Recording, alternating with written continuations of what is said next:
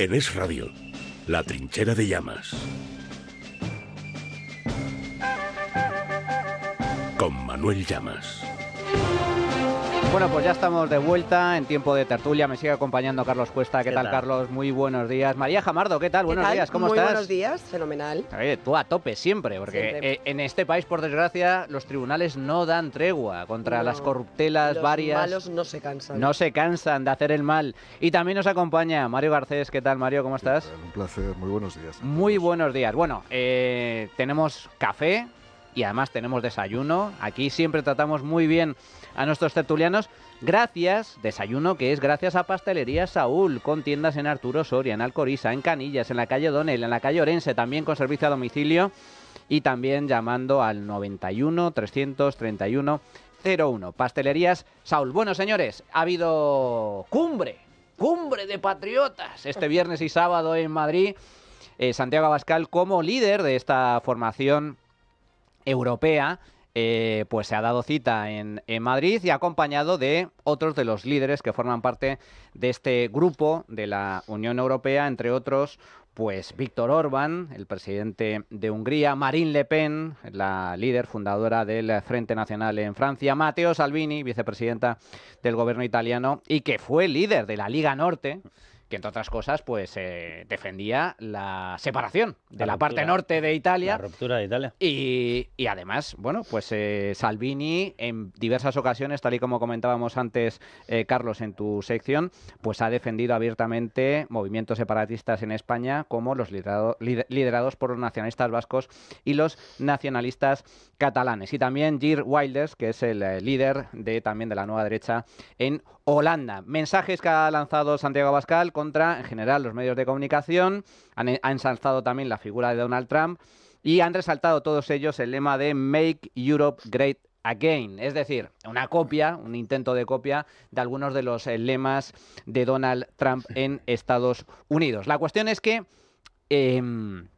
aquí esto viene también derivado, y además se está notando en los últimos meses, hay un cisma interno dentro de la formación, hay una parte de Vox que ni comparte ni entiende el hecho de que se haya tomado la decisión de abandonar el grupo de los conservadores que lidera Giorgia Meloni, la primera ministra italiana, para pasarse a este grupo que lidera Orbán, que es socio y aliado de Putin, dictador ruso, que lidera también Le Pen, que es abortista y que además defiende un Estado duramente intervencionista, es proteccionista. Entre otras cosas, Le Pen defiende la imposición de aranceles incluso dentro de la Unión Europea para castigar al campo español. Y luego tenemos también a Salvini, que es un defensor del nacionalismo vasco y del nacionalismo catalán. A mí todo esto me recuerda mucho a aquella frase mítica ya de Pablo Iglesias, cuando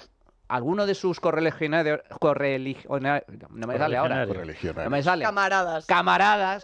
de partido decían: oiga, ¿cómo es eso cómo es posible que usted acepte el apoyo de Irán, ¿no? Una teocracia atroz, cruel, que se dedica a colgar a homosexuales en grúas y a perseguir a las mujeres que llevan su pelo suelto. Y decía Pablo Iglesias: ¡ay, la política es navegar contradicciones! Pues aquí estamos cabalgar, ¿no? Decía. Cabalgar. Aquí estamos cabalgar, efectivamente. Aquí estamos ante varias contradicciones, Mario. Bueno, la política es un ejercicio de contradicciones permanente, hay contradicciones dinámicas y estáticas, ¿no? Y algunos las protagonizan permanentemente de manera estática, ¿no?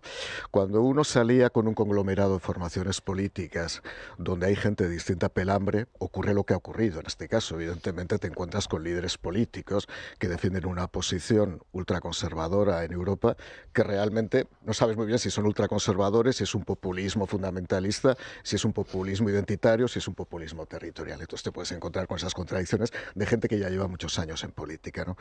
Vox tiene algunos problemas y algunos graves, ¿no? Uno es el esencialismo. Ellos optaron por el esencialismo.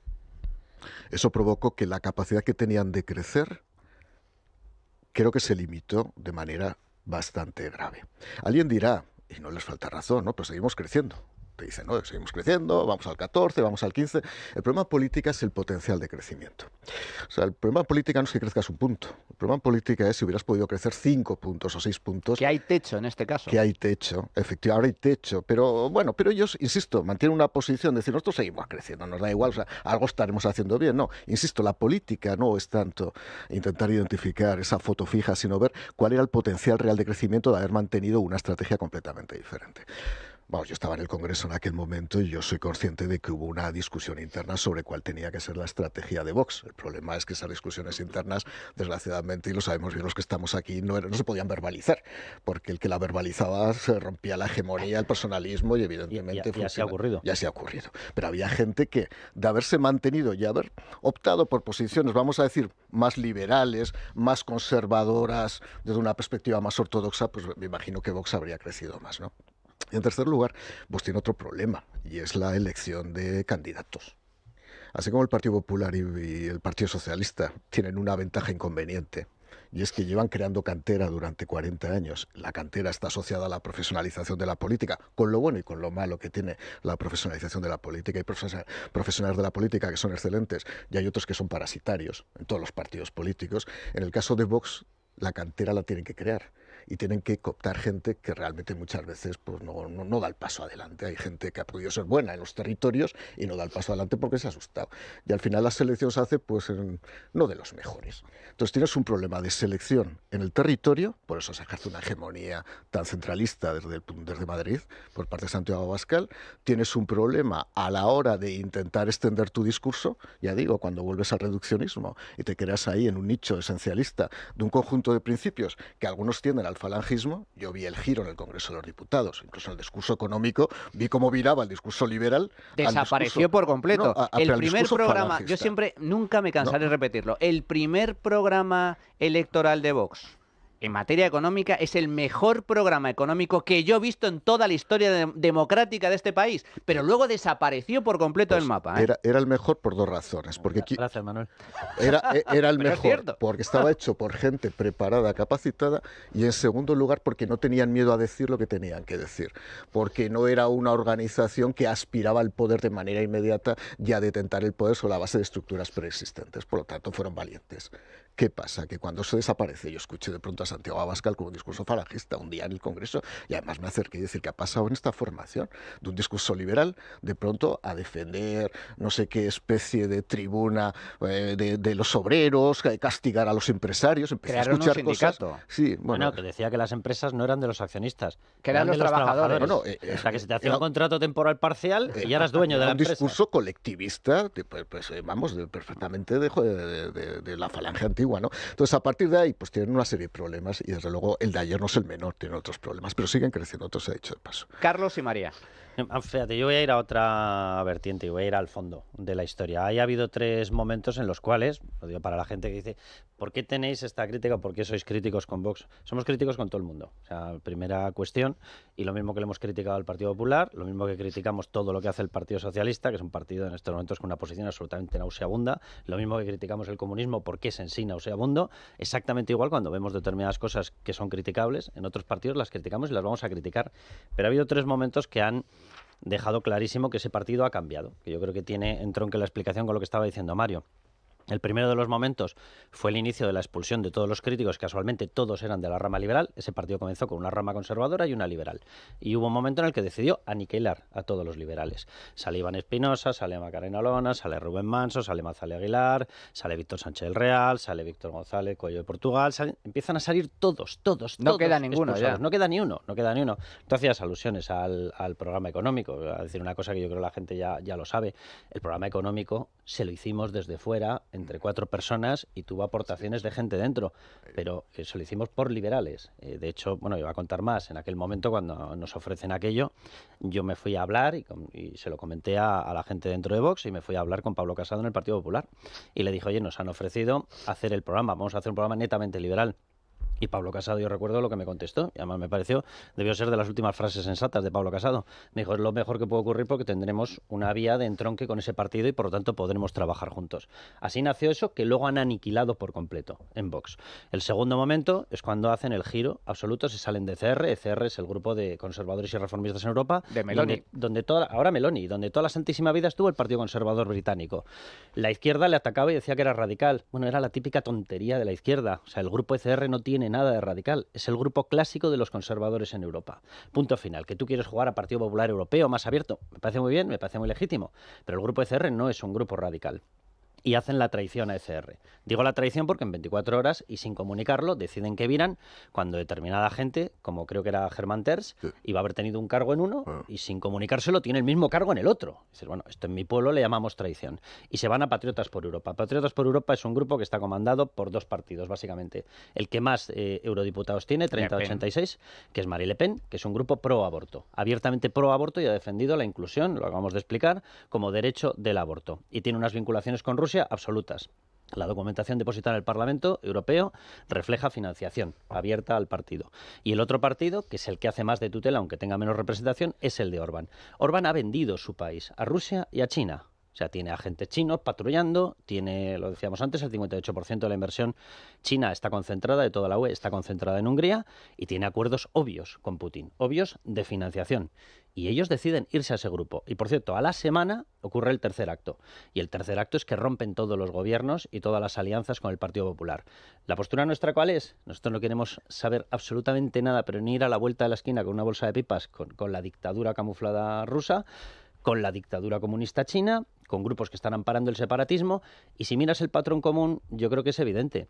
Les está financiando Rusia por una cosa muy sencilla, que Rusia quiere la demolición de las democracias liberales y quiere detonar nuestras democracias. Por eso necesita partidos desestabilizadores. Y dice, ¿cómo puede estar en relación con partidos de derecha o en relación con partidos separatistas o de izquierda? Porque también han tenido relación, por ejemplo, con BNG, Tatiana Zdaneka la tenía, la espía rusa colada en el Parlamento Europeo. Lo tienen porque lo que buscan es desestabilizar. Y de hecho, repito, a la semana de entrar en ese grupo Patriotas por Europa comunicaron que podían estar con partidos abortistas, que podían estar con partidos que apoyaban el separatismo, como Blanche Belin o Salvini, la Liga, que podían estar con partidos relacionados con Rusia, pero no podían estar con el Partido Popular para derrocar a Sánchez. Pues evidentemente nosotros eso no lo vamos a respaldar nunca. Claro, aquí se da el otro uno de los clásicos también de la política, ¿no? El enemigo de mi enemigo es mi amigo. En el caso de Rusia, le interesa desestabilizar Europa, las democracias occidentales, porque eso también le beneficia a la hora de debilitar a su gran enemigo, no Rusia como Rusia, sino Putin, porque Rusia, es decir, Putin, el régimen de Putin, le interesa desestabilizar y debilitar a Estados Unidos, y por eso se asocia a su vez con China, que son enemigos a muerte, rusos y chinos, pero se asocia con China y se asocia con Irán precisamente porque ambos, estos países, estos regímenes, tienen un enemigo común o un adversario común que es claramente Estados Unidos. Y a Rusia le interesa desestabilizar Europa, le interesa invadir Ucrania, le interesa financiar y apoyar movimientos separatistas en Europa, debilitar a la Unión Europea como potencia económica y como potencia política. Y por eso vimos en su día esas reuniones, esos contactos entre Junts, los separatistas catalanes, y el régimen de Putin. Bueno, pues ahora Hungría, Orbán concretamente, pues tiene ahí en Putin a un aliado. Como decíamos antes, contradicciones claras, María.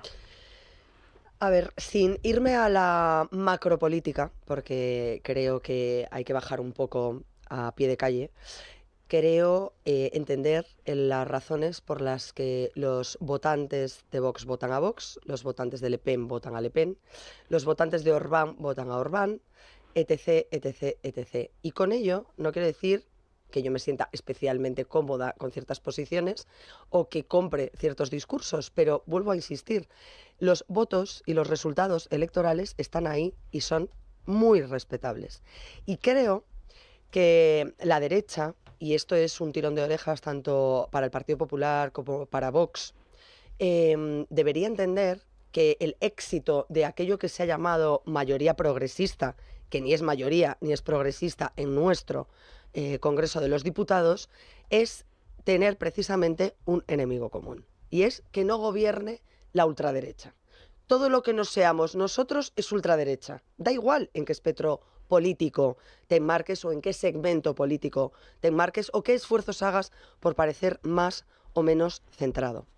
Cuando la gente ve que el gobierno de España, con Pedro Sánchez en cabeza, toma una decisión con Canarias que pasa por repartir, como ha hecho en los últimos meses, menas o inmigrantes ilegales por toda la península y deja fuera a Cataluña y a País Vasco, que son dos de las regiones más ricas de nuestro país, la gente reacciona y le molesta.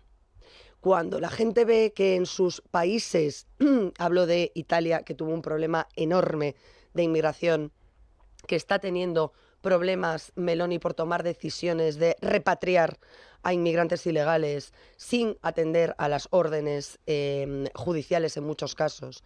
Cuando tú asistes a una final de la Champions hace 2 años en Saint-Denis y ves en qué se ha convertido Saint-Denis, que está cerquísima de París y que parece otra cosa distinta que no es París. Parece África, vamos. Entiendo que la gente tome decisiones y reaccione. Y sobre todo lo entiendo en una Europa que hace 2 días, 3 días, lanzaba un mensaje antitrumpista diciendo vamos a explorar alianzas con China. No se puede demonizar a una extrema derecha desde posiciones europeístas cuando tú perteneces a un club de burócratas que está explorando alianzas con una dictadura comunista para frenar a un señor que se llama Donald Trump. A mí me parece que eso también es incongruencia política.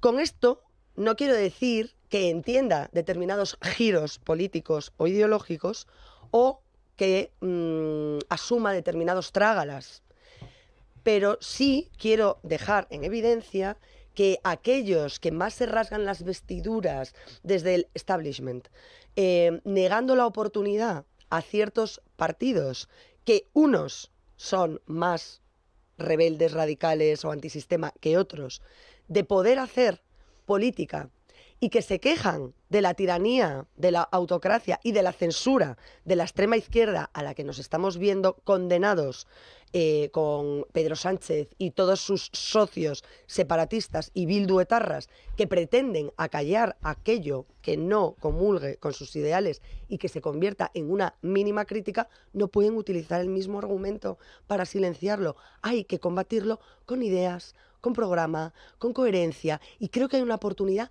magnífica, porque nunca se va a dar un caldo de cultivo como el que tenemos ahora mismo en España. Nunca vamos a tener un presidente del gobierno más nefasto. Nunca vamos a tener un hipócrita de mayor calado. De verdad, es inasumible el seguir en esta tesitura con una derecha que no entienda que tiene que respetarse, que tiene que pactar y que tiene que llegar a unos mínimos. Ahí no puedo estar más de acuerdo contigo, María, en la necesidad. Y a mí es la gran tragedia de España, ya no es que gobierne un socialismo absolutamente aberrante, que está adoptando una senda autoritaria, dictatorial, liberticida desde todos los puntos de vista. Lo grave, lo terrible, es ver cómo la posibilidad de alternancia o de alternativa se convierte en 2 facciones que se matan entre sí. Yo siempre defenderé que el Partido Popular está condenado a entenderse con Vox y Vox está condenado a entenderse con el Partido Popular mientras ambas formaciones no lleguen a acuerdos, no dialoguen, no logren de alguna forma colaborar para poder ofrecer una alternativa política en España, pues va a haber graves problemas. En todo caso, lo que parece que no se tolera a nivel interno dentro de Vox, como sucede en otros muchos partidos, cuidado, que es la ley de hierro del poder, es la disidencia. Como comentabas tú muy bien, Mario, antes, hay opiniones distintas, la cuestión es que el que se atreve a expresarlas es directamente fulminado. ¿Qué ha pasado esta semana? Juan García Gallardo, líder de Vox en Castilla y León, ha dimitido. Y ha dimitido porque ha desobedecido a la cúpula, ha desobedecido al gran líder y pues ha dado un paso atrás, lo cual le honra, que yo eso siempre lo defenderé, porque creo que es importante también entrar en política defiendo la profesionalidad de la política, pero si además tienes una profesión aparte de la política, eso te da una independencia que es muy valiosa, porque en caso de que no estés de acuerdo con la deriva del partido o con la opinión de tu líder, pues oye, te vas y ya está. Esto es lo que explicaba, así lo explicaba García Gallardo esta semana, su decisión de salir del partido. Mi salida es personal e independiente, pero por otro lado he tenido que vivir algunas situaciones dantescas. Algo pasa en Vox cuando no se cuida el capital humano, cuando tenemos los parlamentos divididos entre facciones, cuando hay un goteo de dimisiones. Hay alguien ahí que no está haciendo bien las cosas. Igual no tiene la preparación para el cargo que tiene, igual el sistema no funciona. Yo creo que el no haber cuidado no hablo de mí, que no quiero que me cuiden, a mí con que no me hubieran tocado las narices más de la cuenta, pues me hubiera bastado. Pero el no haber retenido el talento que había en Vox en muchos casos, pienso el más paradigmático quizás es el de Iván. Bien, esta es la opinión de Gallardo al respecto de su dimisión, y también esta semana ha hablado, entre otros, por ejemplo, Manuel Gavira, que es portavoz de Vox en Andalucía. Decía lo siguiente. Pero yo también en esto soy bastante pragmático. Yo es que creo que, salvo Santiago Abascal, todos los demás somos prescindibles, todos los demás. Y para nosotros lo importante nunca ha sido, con sinceridad, y lo he dicho en muchas ocasiones, para nosotros lo importante nunca ha sido el mensajero, sino el mensaje. Bueno, aquí hay una pequeña contradicción. Si para lo único importante para el partido es el mensaje y no las personas, eso es incompatible con el hecho de que el único imprescindible sea Santiago Abascal. Dentro de los partidos políticos, los líderes también cambian. Pero vamos a ver, es que vuelvo a lo que estaba explicando antes. Es que en Vox el mensaje ha cambiado. O sea, es que no nos cuenten historias. O sea, nosotros hemos criticado abiertamente cuando el mensaje en el Partido Popular cambiaba. Y lo hemos criticado permanentemente.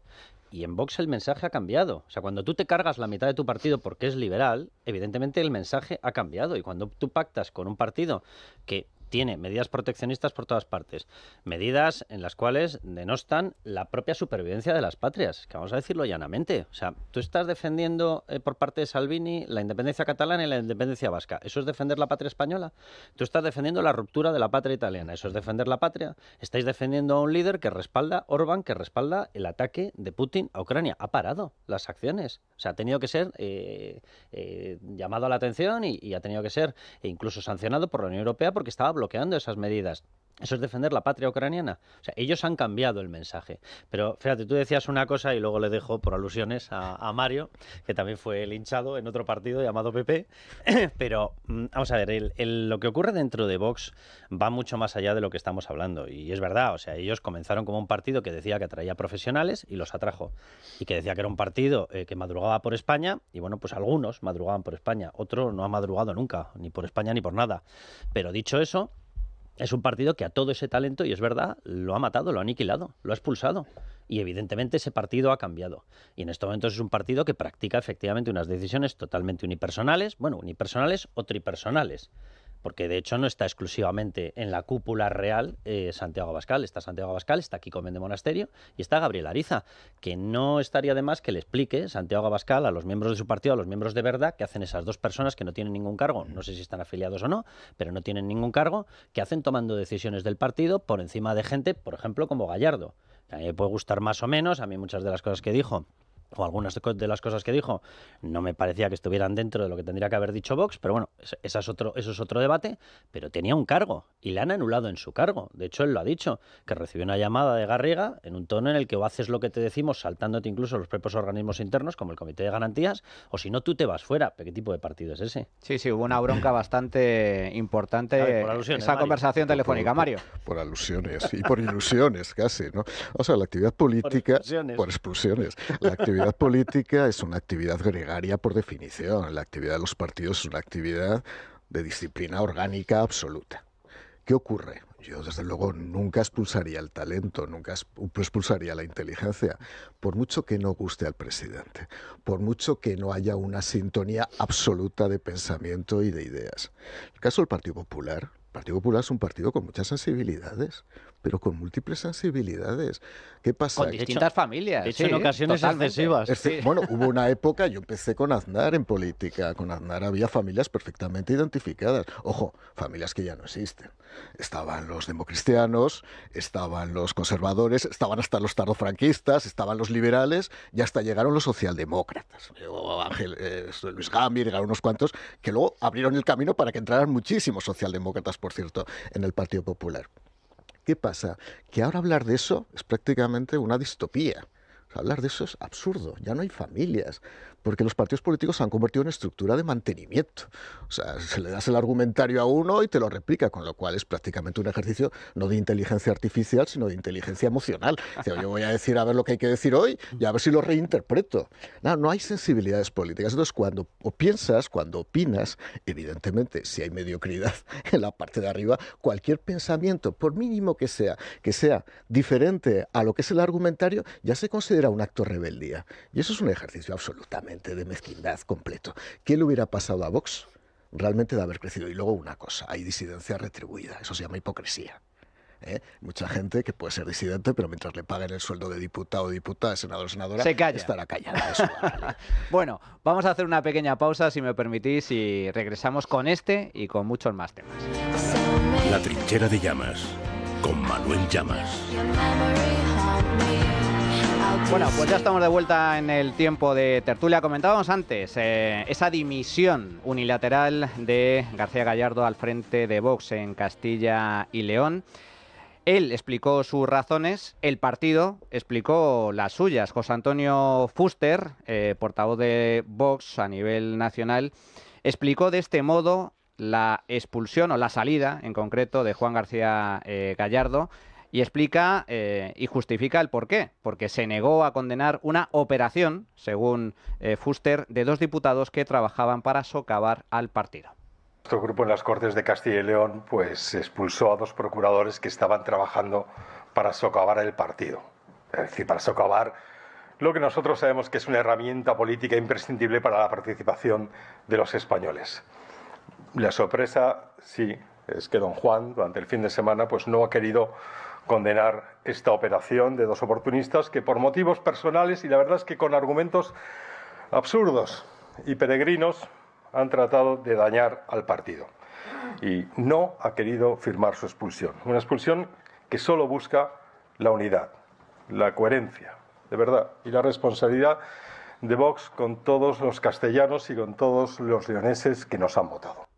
Bueno, pues precisamente una de las diputadas de Vox, ya exdiputada no, sigue siendo diputada procuradora en Castilla y León, pero una de las expulsadas de Vox es precisamente Ana Rosa Hernando. Señora Hernando, buenos días, ¿cómo está? Hola, buenos días. Muy bien, gracias. Bueno, un auténtico placer contar con usted. La primera pregunta, ¿cómo valora su expulsión de Vox y la dimisión de Juan García Gallardo al frente de esta formación en Castilla y León? Bueno, pues mira, la dimisión de Juan García Gallardo me honra porque ha demostrado, ¿no?, a toda España que es un hombre de principios y que no todo vale, ¿no?, en política. No tenemos que estar aquí a los pies de nadie, que sobre todo cuando han hecho un negocio de lo que debe ser política para el ciudadano. Entonces, tiene todos mis respetos, por supuesto, como persona, y la expulsión ha sido totalmente injusta e ilegal, porque no tiene ningún tipo de motivos. O sea, creamos una plataforma, lo único que pedimos fue democracia y nos han expulsado de un partido por pedir democracia y ahora encima van diciendo que es por propia ambición, cuando nuestra única ambición, tanto de Javier Teira y mía, ha sido volver a nuestro puesto de trabajo, como debieran hacer todos los políticos que están ahí manteniendo su silla, un sueldo y un negocio, porque han convertido un proyecto del ciudadano esperanzador, con sentido común, en algo que ha dejado de tener sentido común, desesperanzador y que no miran por el ciudadano, miran por su propio interés, ¿no? Y así lo hemos visto cuando Abascal dice, unos entran y a otros les decimos adiós sin ningún tipo de escrúpulos, cuando nosotros hemos estado trabajando y levantando este partido para que sea la tercera fuerza política de este país. Entonces es incoherente, es injusto y lo primero que tienen que hacer es darnos una razón. O sea, nos han echado, nos han expulsado de un partido del ciudadano que representamos a muchos ciudadanos, no solo a los ciudadanos que ellos quieren. Entonces, lo primero que tienen que dar son explicaciones y lo segundo, lo que tienen que pedirnos es disculpas y darnos las gracias por haber conseguido llevar a este partido a la tercera fuerza política. Señor Hernando, dice que la decisión del partido de expulsarles es ilegal. ¿Van a recurrir esta decisión?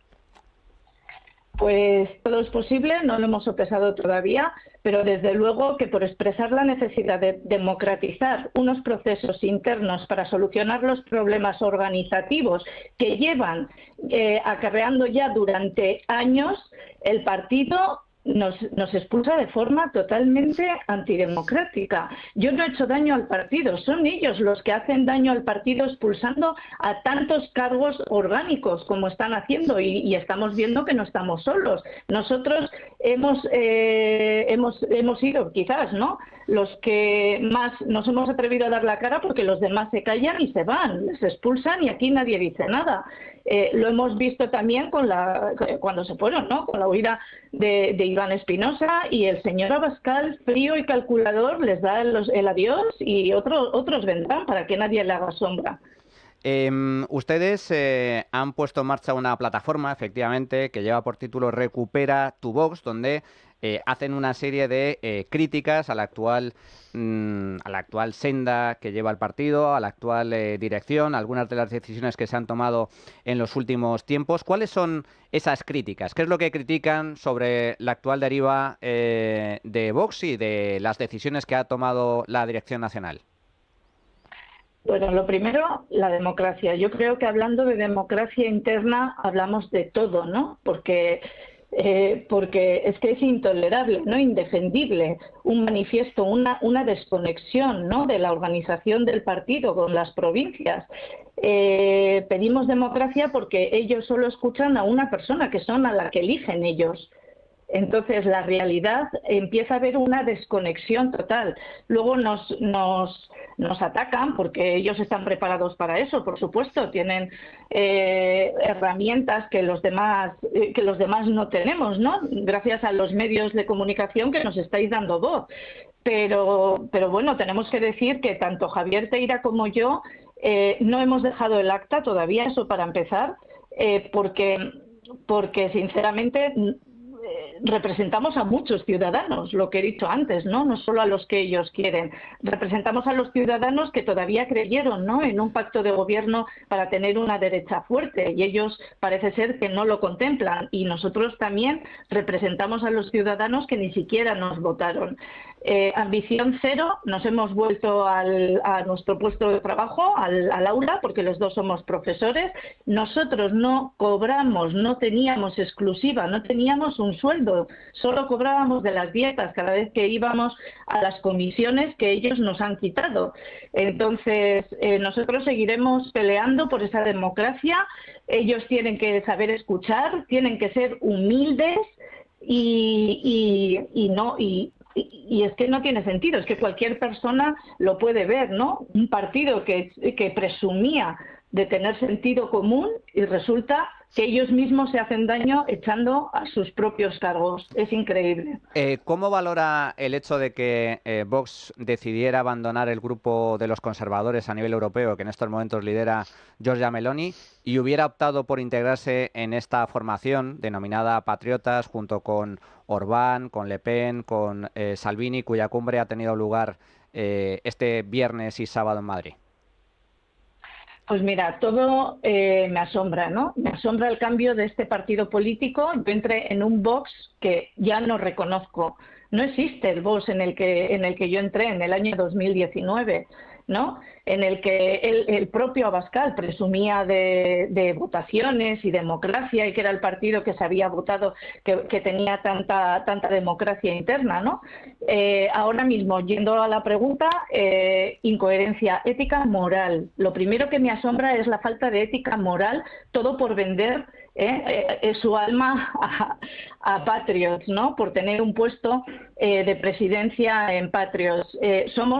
Éramos el partido que defendíamos la vida, defendemos la Constitución española, que el derecho de la Constitución española es el derecho a la vida, no el derecho al aborto, como Le Pen y su equipo, ¿no? Defiende el derecho al aborto. Entonces él ha pactado con un grupo que es Patriots, lo primero que defiende el derecho al aborto, ¿no? Y para mí es totalmente incoherente. Yo no puedo estar en un partido que me dice una cosa cuando entro y de repente cambia unilateralmente cuando a él o a ellos, a la cúpula, les da la gana, solo por mantener su estatus empresarial que se ha convertido ahora mismo Vox.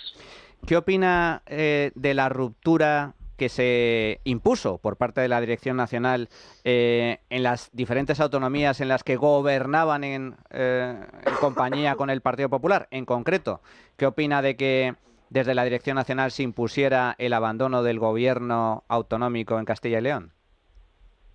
Pues otra falta de democracia interna. Esas cosas se tienen que avisar, y a los cargos, eso para empezar, no nos podemos enterar con los medios de comunicación porque hay muchas cosas en juego, muchos pactos. Estábamos en un gobierno en el que trabajábamos perfectamente, hemos sacado muchísimas cosas y mucho trabajo, ¿no?, adelante, gracias a los acuerdos que hemos llegado. Hay alguno que se quedó, por supuesto, sin terminar, pero todo por la ruptura de una decisión unilateral que volvió a tomar el partido. A ver, nosotros somos un partido y el Partido Popular, por supuesto, es otro, ¿no?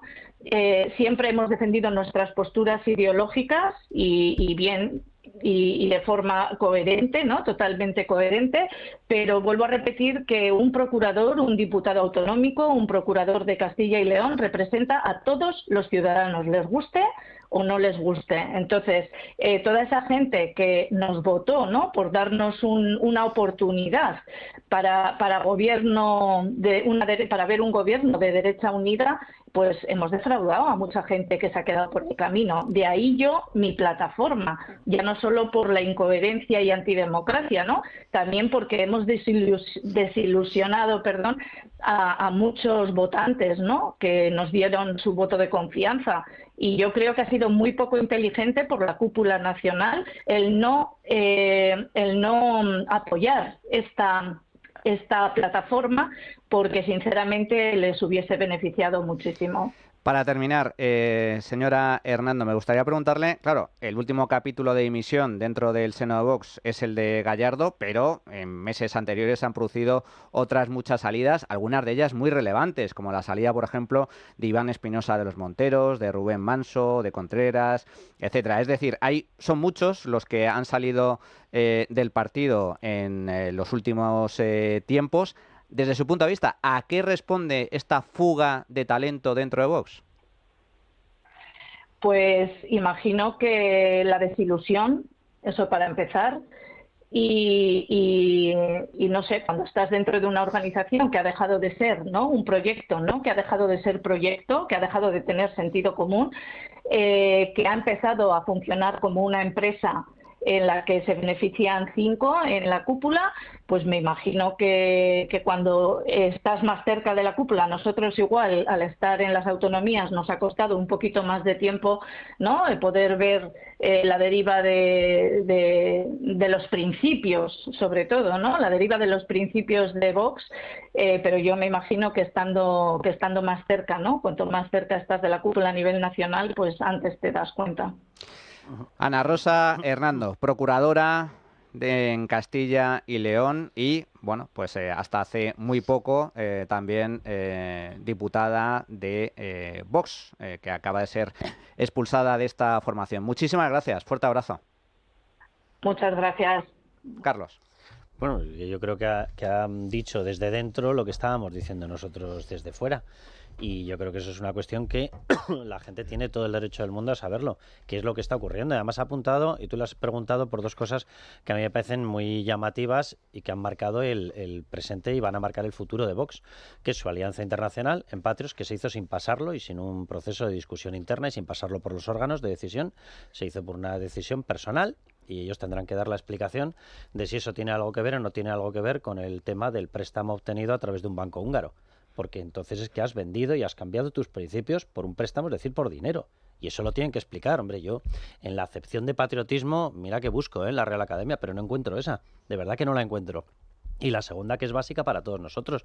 Yo creo que estaremos en todo el espectro liberal conservador de acuerdo en que en estos momentos si hay una prioridad para España es expulsar a Pedro Sánchez. Repito, no pactar con Putin, no pactar con Hungría, no pactar con China. No. La prioridad es expulsar a Pedro Sánchez. Y cuando tú ves el comportamiento de Vox en estos momentos, no es prioritaria la expulsión de Pedro Sánchez. No es verdad, porque si no mantendrían por lo menos contactos con el Partido Popular. O sea, yo no voy a escatimar ni media crítica al Partido Popular. De hecho, lo hacemos todos los días y con toda la razón del mundo. Pero dicho eso, si la prioridad es expulsar, yo le haría una pregunta a Santiago Abascal.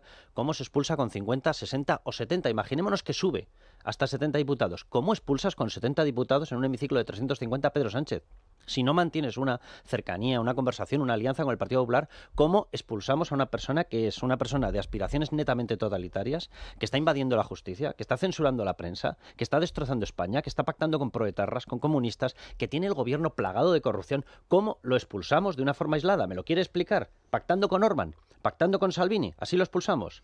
Totalmente, aquí hay que ponerse de acuerdo y es fundamental la colaboración entre Partido Popular y Vox porque hay un enemigo común. Yo aquí defiendo mucho la postura que defendió en su día Javier Milei cuando le preguntaron sobre esto, sobre las diferencias y las cismas internos dentro de la derecha, y Milei lo explicaba a la perfección. Decía, aquí tenemos un enemigo que es el colectivismo, es el socialismo imperante. Yo soy liberal, soy libertario, pero yo pacto con conservadores, porque claro, el objetivo es ese y hay que ir todos a una. Bueno, permitidme, porque estamos hablando de la dimisión de Gallardo, pero es que esta semana se ha producido otra dimisión muy importante de forma unilateral. Por fin alguien de la órbita de Pedro Sánchez se ha dignado a dimitir, ha dejado su cargo, muy bien remunerado, por cierto, 55.000 euros al año, un puesto además bastante flexible, porque te permitía teletrabajar e incluso trabajar desde el extranjero, desde Portugal. Nos estamos refiriendo a ese adalid, ese referente de la música clásica española que se llama David Sánchez, que ha dimitido como coordinador de conservatorios en la Diputación de Badajoz. Pero claro, ha dimitido ¿por qué? Hombre, porque digamos que está a un paso de sentarse en el banquillo de los acusados, en base a ese auto que ha redactado la jueza, que está investigando a David Sánchez por 5 delitos, ni más ni menos, entre ellos tráfico de influencias, malversación, delito contra la administración pública, delito contra la hacienda pública, prevaricación. Bueno, pues parece ser que ya está, digamos que a punto de sentarse en el banquillo y ha dimitido esta semana, María. Pues sí, el titular era Sánchez dimite. Claro, el problema es que era el Sánchez, entre paréntesis, hermano, David dimite. Bueno, fuera chascarrillos. Es complicado el entorno que tiene ahora mismo Pedro Sánchez y el gobierno, salpicado por varias causas que avanzan muy a su pesar y muy a pesar de los esfuerzos de la ministra portavoz, la señora Alegría, por negar la mayor, decir que no hay caso, que esto es una persecución en el caso de David Azágara por ser el hermano de un presidente progresista, socialista, de su mujer por ser la mujer de un presidente socialista o progresista, como si los jueces en este país no tuvieran otra cosa que hacer que dedicarse a perseguir a hermanos y mujeres de intachable reputación, si lo fueran. El caso es que mientras desde el gobierno cierran filas y se atrincheran en el relato del no hay caso, de esto no va a llegar a ningún sitio, de aquí no hay nada y demás, lo que está pasando en el Supremo, las pruebas, los indicios y los avances de las investigaciones salpican cada vez más a Pedro Sánchez y a su entorno. Entre ellas, además de la de David Azagra, que efectivamente está bastante próximo a que se abra la fase de juicio oral en su procedimiento, también la del fiscal general del Estado, que está bastante madura, a la espera de las últimas diligencias de la Unidad Central Operativa de la Guardia Civil sobre el teléfono móvil borrado, y también los listados de llamadas de las operadoras de telefonía móvil para ver a quién llamó y quién le llamó los días más críticos previos a esa filtración a los medios de comunicación y a la propia presidencia del Gobierno de un expediente confidencial de un ciudadano particular. Pero adicionalmente, y esto no se puede perder de vista, el último auto ordenando nuevas diligencias del magistrado del Supremo, que es instructor de la causa Ábalos, que es ya la causa PSOE desde hace algún tiempo, Leopoldo Puente, diciendo que la Guardia Civil tiene que investigar los mensajes cruzados entre los comisionistas y los directos implicados, llámese Koldo, Ábalos y Aldama, pero ojo, con atención también a aquellos que pudieran haber cruzado con otros miembros del Gobierno, como el señor Santos Cerdán y el ministro Torres, que era el expresidente de Canarias, el presidente de Canarias en aquella época, y, coletilla importante, todo aquel que pudiera ser aforado ante este tribunal, lo que significa que está pensando en otros miembros del Gobierno, incluido su presidente, que pudieran tener una vinculación o que pudieran ser conocedores o que por omisión permitieran determinados comportamientos o conductas que son presunta y pretendidamente irregulares. Así que el tema de David Azagra es quizás el más primario. Es la pieza menor. Es la anécdota. Es la anécdota, pero es la punta del iceberg también de un bloque de corrupción que, insisto, puede dinamitar por muchos frentes y salpicar al Gobierno. Bueno, está salpicando al Gobierno. En este caso, al presidente del Gobierno le salpica por doble vía. En primer lugar, porque se trata de un enchufismo relacionado con tráfico de influencias, es decir, lo que recoge ese auto es que básicamente se creó el puesto a dedo para el hermano del presidente, casualmente un mes después de que Pedro Sánchez recuperara la Secretaría General. ¡Qué casualidad! Oye, Mario, qué casualidad. Bueno, y por poner un poco de orden y secuencia a lo que está ocurriendo, ahora está de baja por depresión. Entiendo que habrá sido un primo de Pedro Sánchez, el médico, el que habrá certificado la depresión. Y luego va a presentar su renuncia, porque es un puesto de libre asignación. Ha habido un hecho que he leído en la prensa esta semana que a mí me ha llamado la atención, y es que se modificó el contrato de alta dirección de este señor con el objetivo de hacerlo compatible con otras actividades. Y a partir de ahí recibió una ayuda para financiar un proyecto de discapacidad musical de la ONCE. Si esto es así, ha prevaricado quien ha cambiado el contrato, porque se supone que en el proceso de provisión del puesto de trabajo esas condiciones son objetivas y se tiene que garantizar que no haya discriminación y que sean iguales. Es posible que alguien no se presentara porque pensaba que la retribución era baja, si luego se el cargo se inventó. No, pero digo por añadir un punto más, que a lo mejor hay más delitos. A más. Y luego, bueno, pues ya sabemos, estamos la noche de los Goya y la danza de las chirimoyas. El hombre que no pudo componer Madame Butterfly, pudo componer la danza de las chirimoyas, y lo que realmente yo creo que está hartando a la gente, y es verdad, es la impunidad. Es esa sensación de que pueden hacer cualquier cosa. Porque si tú eres el hermano del presidente del Gobierno, lo lógico es que te tientes la ropa a la hora de adoptar una decisión de este tipo, pero es que les daba absolutamente igual. Y la gente, esa soberbia hipócrita, esa soberbia absolutamente prepotente que demuestra no solamente Pedro Sánchez, sino su familia, es lo que les está penalizando, más que otro tipo de cosas. Estoy totalmente de acuerdo contigo. Una persona decente, una persona honrada, cuando alcanza un puesto de relevancia a nivel político, a nivel público, lo que debería es tener extremado cuidado a la hora de, precisamente, no beneficiar a ningún amigo, no beneficiar a ningún familiar, no hacer cosas que son claramente ilegales. Bueno, pues en el caso del PSOE parece que es justo lo contrario. Es decir, aquí no, ya llego al poder, pues vamos a hacer cosas que no admite el Código Penal. Se llegó a decir barbaridades de Ana Botella, se llegó a decir barbaridades del hermano de José María Aznar, cuando el hermano José María Aznar era letrado de la Seguridad Social, tenía una carrera administrativa y fue nombrado consejero del Tribunal de Cuentas por sus méritos. Lo que no se puede hacer es penalizar a la gente que es familiar, pero lo que no se puede hacer es premiar al tonto familiar, eso es evidente.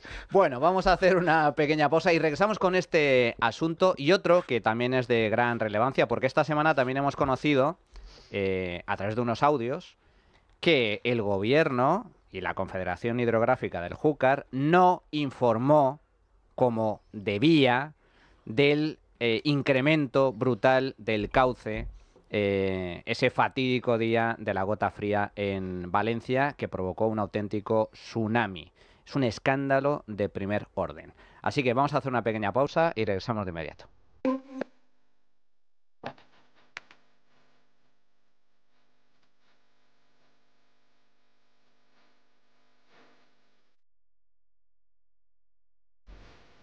La Organización Mundial de la Salud dice que las aguas duras pueden contribuir a la ingesta de calcio y magnesio, minerales esenciales para la formación de la estructura ósea y la prevención de la osteoporosis. Pero ojo, porque si su agua arrastra mucha cal, estropea los electrodomésticos y les pica la piel después de la ducha. Por eso existe Masical, porque Masical es la solución a este problema. ¿Para qué sirve Masical? Antonio Ruiz, buenos días.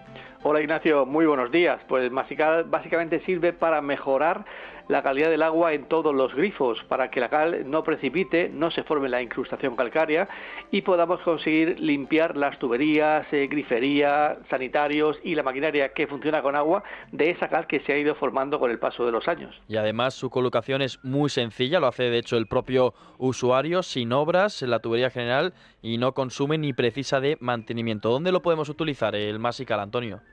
Se puede colocar en la tubería de entrada de cualquier lugar que queramos mejorar la calidad del agua, en tu vivienda, en tu local comercial, en las comunidades de propietarios, en la agricultura también para evitar costosas averías en los sistemas de regadío, en cualquier lugar donde el agua sea dura y queramos conseguir que se comporte como un agua más blanda y la podamos consumir mucho mejor ahora de cualquier grifo, te puedas dar una ducha mucho más relajante, donde el cuerpo y el cabello queden mucho más hidratado y suaves y el picor desaparezca en caso de que lo padeciera. Tenemos diferentes modelos, tenemos Masical Hogar para aguas duras y Masical Premium para aguas muy duras. En cualquier caso, el usuario es el que lo puede colocar sin llamar a ningún técnico en no más de un minuto. Y además está totalmente garantizado, pero ¿cuál es su precio, Antonio? Sí, mira, garantizado efectivamente es el producto más garantizado del mercado. Entregamos a nuestros clientes una garantía ilimitada de funcionamiento, dura más de 100 años y lo mejor es que lo podemos tener a prueba un año entero, no una semana ni dos, un año entero para que en caso de que no nos convenza devolverlo y recuperar nuestro dinero. Es muy económico, Ignacio, un Masical vale solo 99 euros, pero es que damos otro de regalo, 2 al precio de uno, gasto de envío gratis y eso sí, que nos llamen si quieren reservar su pedido al 968 31 00 66 968 31 00 66 o bien en nuestra página web masical.es. Pues ya saben, si quieren Masical, llamen, digan además que sois oyentes de La Trinchera y así no pagáis gastos de envío. Así que aprovechar y llamar al 968 31 00 66 o en masical.es. Recordar Masical con S. Recuerde, 968 31 00 66.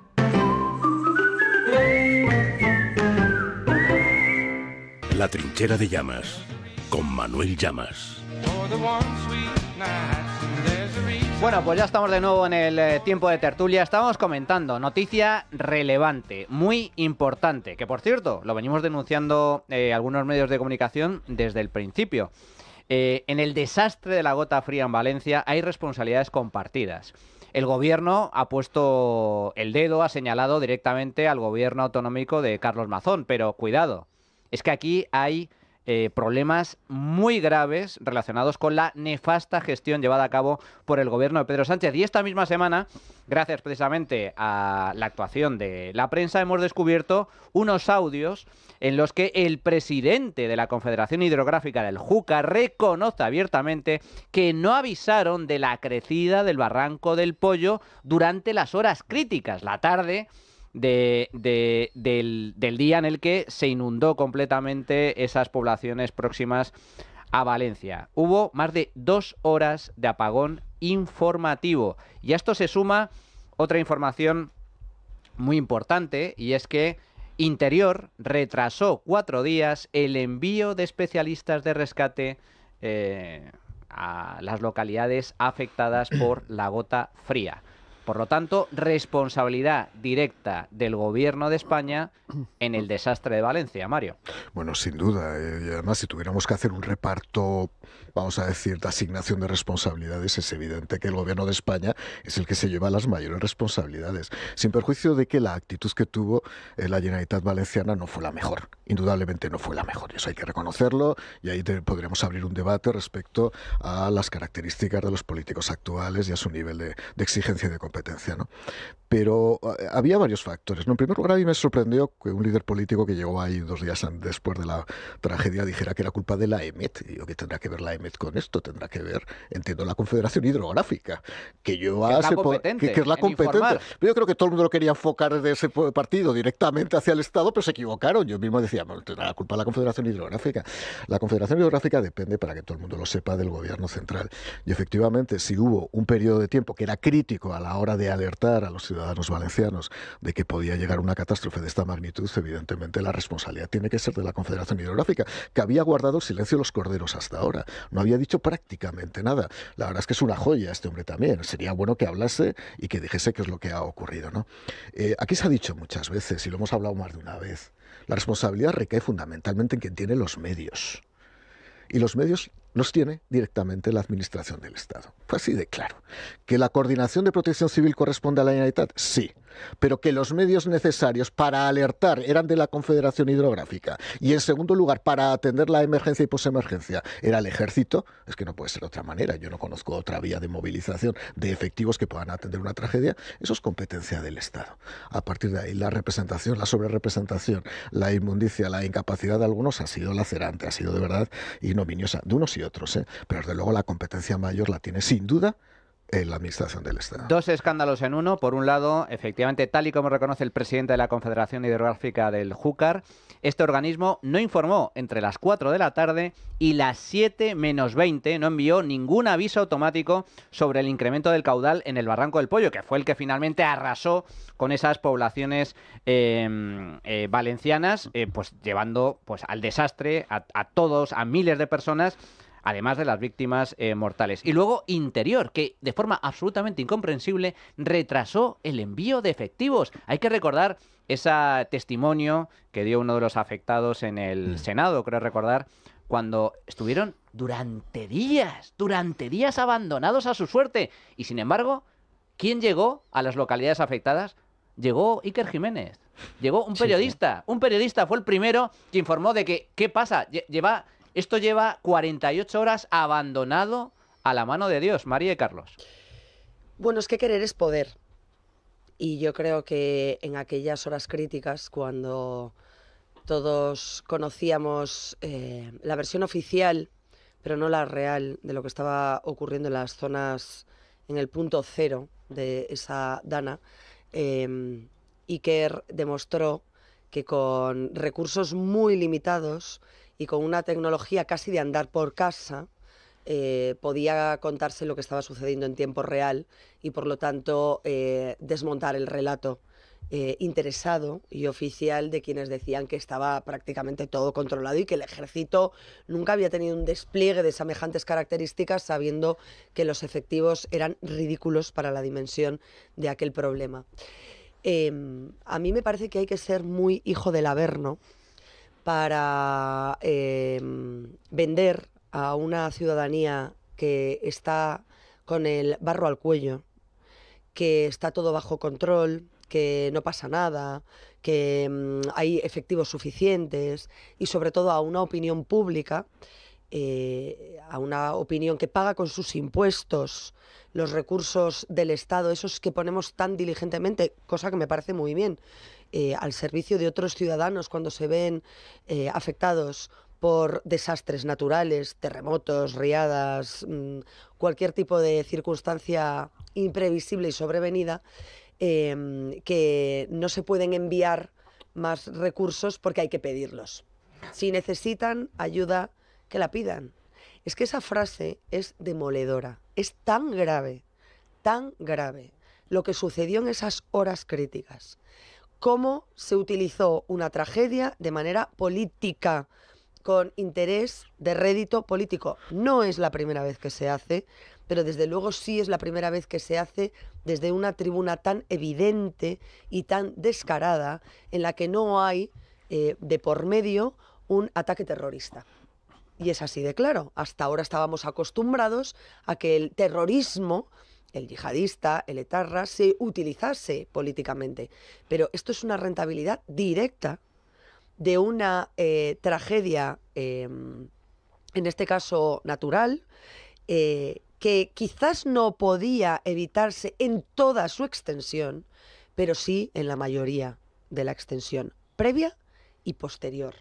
Porque había horas críticas, había horas clave en las que la llegada de efectivos que tenían que haber sido 10 veces más de los que llegaron, y si sobran, que sobren, que para eso pagamos impuestos, se frenó cualquier tipo de ayuda, cualquier tipo de asistencia, cualquier tipo de medio, de recurso, porque se quería tratar de desgastar y de hacer caer un gobierno autonómico de signo contrario. Y esto hay que recordarlo porque el señor Paje tiene fallecidos en esa dana y nunca se hace ninguna referencia a lo que sucedió en la comunidad autónoma del señor Paje porque es socialista, así de claro. Los valencianos abandonados a su suerte por el gobierno de España. Recuerdo el titular de ABC de esta semana. Interior, el Ministerio del Interior retrasó 4 días el envío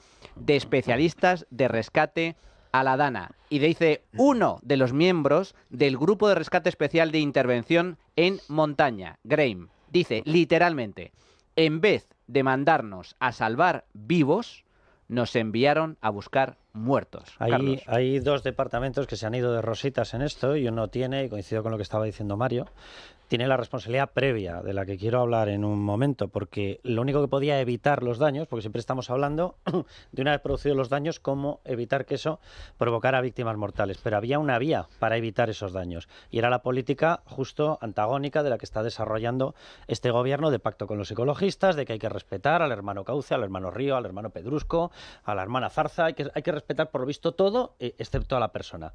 Y hay 2 departamentos que se han ido de rositas, lo digo, uno en base a la ley nacional del Sistema Nacional de Protección Civil, donde marca clarísimamente que el responsable que tiene que determinar que los medios necesarios son los de la Administración Central porque sobrepasan la capacidad de respuesta de cualquier medio autonómico local es Fernando Grande Marlaska, ministro de Interior. Lo pone expresamente en la norma. Es mentira todo lo que se nos ha dicho de que tenía que hacer una evaluación en la Comunidad Valenciana.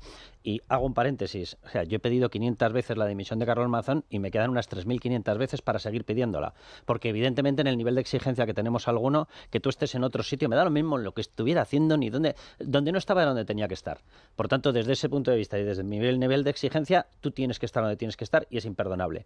Pero no estamos hablando del antes, que correspondía a Teresa Rivera, persona a la que hemos aupado a una vicepresidencia europea, presente para cuestiones como, por ejemplo, el cuidado de las cuencas hidrográficas. Y este señor, Miguel Polo, el presidente, tiene firmado, el presidente de la cuenca del Júcar, tiene firmado él personalmente documentos solicitando y diciendo que era prioritaria la limpieza, por ejemplo, entre otros, del Barranco del Pollo. ¿Que no se hizo? Obras que no se hicieron porque pactaron con ecologistas y decidieron que era mejor tenerlo todo hecho una absoluta porquería, momento en el cual no hubo un cauce natural de agua, sino que hubo un aluvión brutal arrastrando de todo, lo cual provocó muchísimas más muertes. Y me voy incluso antes. Este señor debería haber reclamado, Miguel Polo, y su jefa máxima, que era Teresa Rivera, que sí tenía tiempo, por ejemplo, para reuniones con Begoña Gómez, para sacar negocios de la España vaciada. Para eso tenía dinero y tiempo. Digo dinero porque es que patrocinó algunos de los actos en los que estaba Begoña Gómez. Pero no tenía tiempo, por lo visto, ni dinero, porque cortó esas obras para haber desarrollado más embalses que hubiesen permitido embalsar estas riadas y no hubiesen llegado a las personas. Bueno, ellos han preferido optar por esta política ecologista ultra que ha matado vidas, vamos a decirlo llanamente, que se ha llevado por delante vidas. Ese era el previo. Ahí está Miguel Polo, ahí está Teresa Rivera y, por tanto, como jefe máximo de ellos, está Pedro Sánchez. Y está, que repito, no le quito ni media responsabilidad a Carlos Mazón, tendría que haber estado donde tenía que estar, tenía que haber hecho las alertas cuando las tendría que haber hecho, obviamente, pero es que posteriormente está todo el protocolo de salvación de vidas. Y a los 4 días, efectivamente, empiezan a llegar los efectivos. Pero a los 4 días empiezan a llegar los efectivos con cuentagotas. O sea, el responsable máximo de haber decretado la intervención inmediata de los medios nacionales era Fernando Grande Marlaska y, por lo tanto, si no lo hace, su jefe por encima. que es Pedro Sánchez.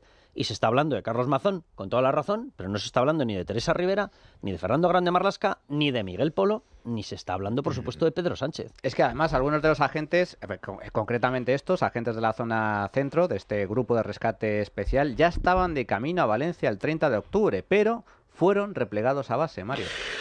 Bueno, ¿cómo reacciona un político ante una tragedia? Yo me he tenido que encargar, nombrado por el gobierno, de 2 tragedias. Una fue Germanwings, donde me dejaron suelto.